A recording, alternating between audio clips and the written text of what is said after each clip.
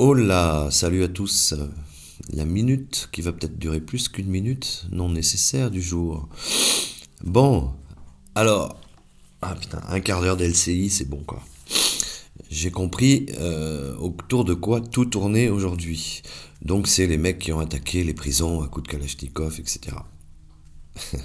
Déjà, déjà, c'est peut-être un attentat sous faux drapeau pour bien faire flipper les Français, pour les monter contre les Maghrébins, je dis bien contre les Maghrébins, parce qu'on sait très bien que la majorité des gens en prison sont des Maghrébins, ça il faut le dire aussi, on a laissé faire, on les a laissés devenir des petits bandits, on a laissé les armes rentrer, on leur a laissé faire leur petit business, on a laissé tout faire ça depuis des années, depuis Jack Lang et un petit peu avant même. Et pour aujourd'hui en arriver là, c'est voulu tout ça. Les Français, moi je l'entends autour de moi sans arrêt, il y en a marre des Arabes. Ben oui, mais c'est la réalité, c'est ce que j'entends. Alors en plus, on rajoute des mecs qui sont financés par des ONG, Soros et compagnie, qui font traverser des mecs avec des super Zodiac, avec des moteurs à 5000 balles, Yamaha tout neuf, qui traversent et qui déboulent, et puis l'Europe nous force à accueillir des étrangers. C'est pas que des Arabes là, c'est des Blacks, c'est des gens qui viennent d'un peu de partout, du Sud en tout cas. Donc ça ne peut pas aller autrement que dans le mur. En plus, vous rajoutez des attentats juifs la plupart du temps. On se rend compte que finalement, la boulangerie dernièrement, à la télévision, oui, une boulangerie juive a été attaquée. C'est faux. Ça s'est passé dehors et c'était pas du tout contre la boulangerie juive. D'ailleurs, qu'on m'explique ce que c'est une boulangerie juive. Pour moi, une boulangerie, c'est une boulangerie, vous voyez. Donc les médias, il faut qu'ils se calment. En fait, tout est fait pour nous monter les uns contre les autres. Vous voulez mon avis personnellement sur le Maghreb? Je répète, j'ai des amis de tous bords, j'ai des amis de toutes les couleurs, j'ai des amis arabes, j'ai des très bons amis arabes. J'espère que je ne les choquerai pas. Mais oui, je trouve que là, on a dépassé un stade où l'assimilation n'est plus possible. C'est trop, en fait. C'est trop parce que le français il se sent pris à la gorge, il a ses églises qui brûlent, on n'en parle nulle part. On demande aux Français de rendre ses armes, il y a quelques années, souvenez-vous. Vous voyez le truc arriver ou pas? Moi, je pense qu'il faut déjà, aujourd'hui, faire un gros effort d'assimilation avec les gens qui sont là. On va pas les foutre dehors, hein, on a toujours été une terre d'accueil, mais là c'est plus possible. Aller à Grenoble, aller à Marseille, aller dans certaines villes, mais même dans des petites villes, il y a un problème avec ça. Les Français n'osent pas le dire. Ils n'osent pas le dire. C'est comme critiquer Netanyahou. Les Français n'osent pas critiquer Netanyahou. Moi, j'ai des amis juifs. Je suis fier d'avoir des amis juifs. Fier d'avoir des amis blacks, arabes, monothéistes, bouddhistes. Je suis fier d'avoir autour de moi, dans mes connaissances, des gens de tous bords parce que c'est riche. Mais bien sûr que c'est riche. Et la France a un passé riche. Un passé on est devenu ce qu'on est devenu aussi parce qu'on a réussi à accueillir des gens de l'extérieur qui nous ont amené plein de choses. Voilà.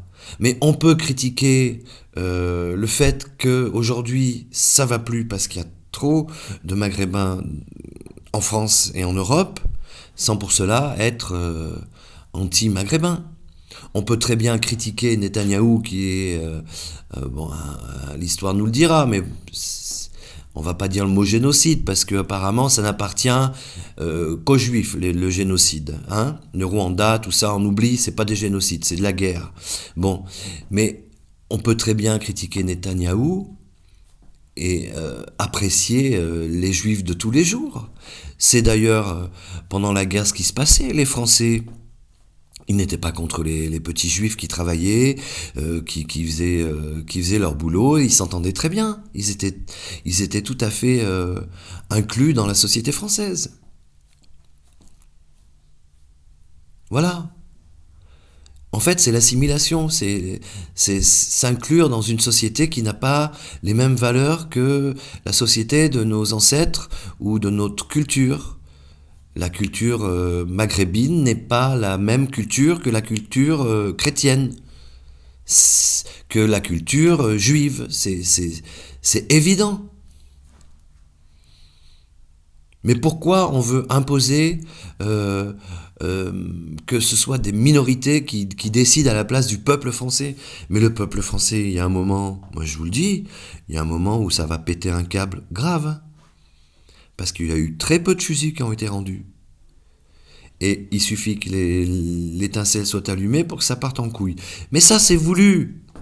C'est voulu par ces salopards qui nous gouvernent. C'est voulu.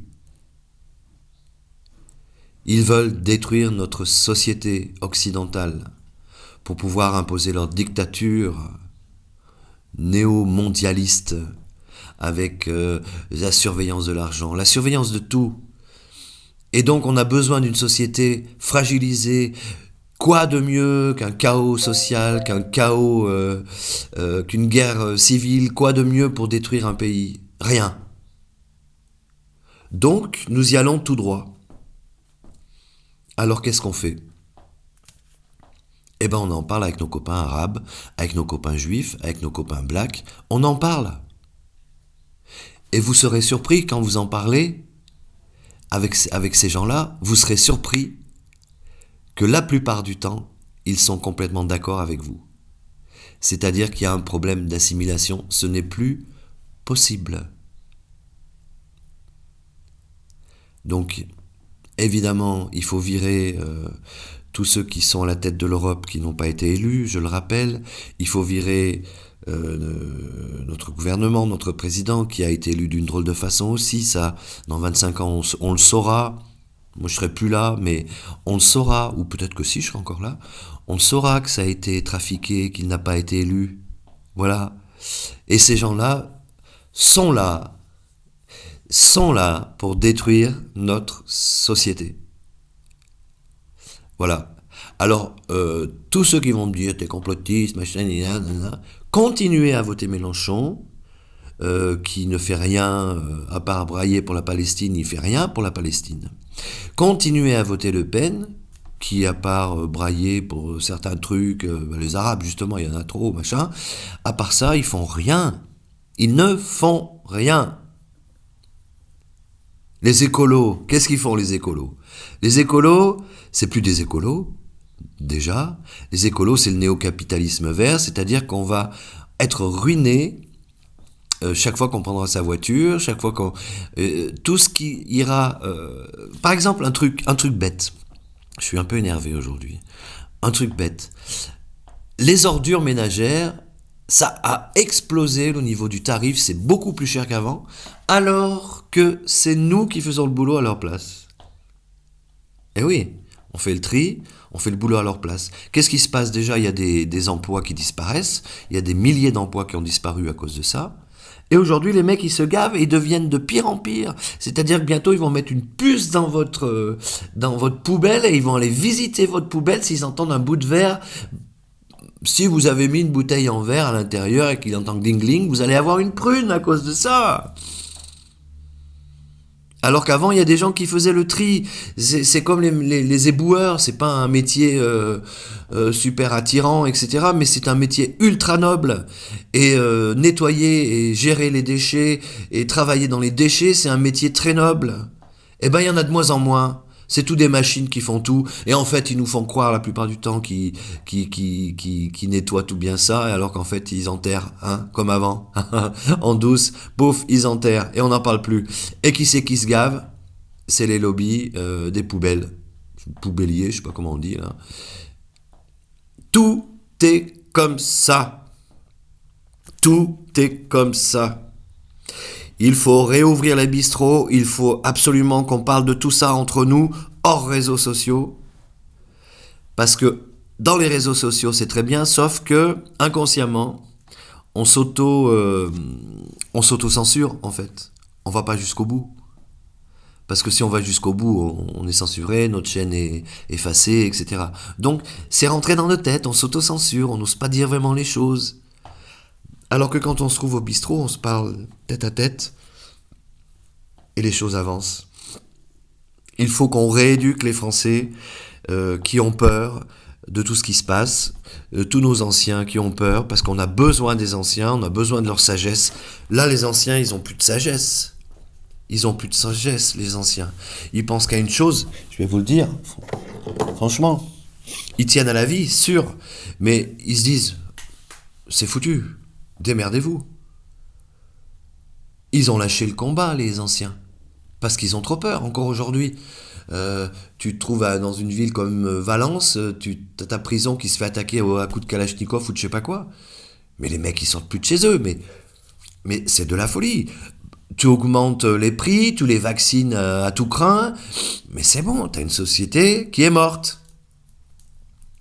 Alors que la société des narcotrafics, etc., elle n'est pas morte. Elle prend une puissance phénoménale. Voilà. Donc, je pense que Marthe Robin, alors, il y en a qui disent qu'elle n'aurait pas dit ça, qui disaient que la France allait être le pays qui allait mordre le plus la poussière parce qu'elle se serait choisie des mauvais représentants. Marthe Robin, c'est cette femme qui n'a pas mangé pendant 35 ans, et c'est à 33 ans ou 35 ans, c'est attesté. Hein.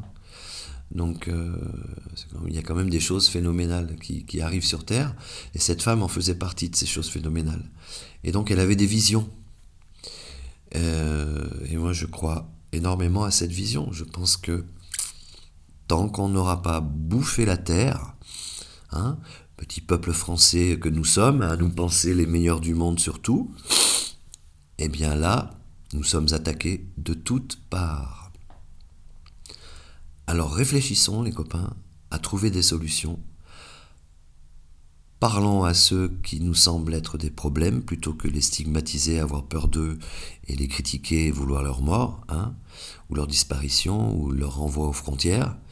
Ayons les couilles d'aller leur parler et de leur expliquer humainement ce que nous, en tant que petits blancs, parce qu'il y a un racisme anti-blanc aussi, ce que nous, énorme d'ailleurs, ce que nous, petits blancs, nous ressentons, et que là, on se sent plus vraiment chez nous. Voilà. Je vous embrasse, amis de toutes les couleurs, de toutes les religions. Je n'ai rien contre personne, j'ai rien contre tout ce qui se passe actuellement. Parce que c'est voulu, et ça a été diaboliquement pensé et mis en œuvre depuis des années, peut-être même des centaines d'années. Est-ce que nous échapperons à la poussière?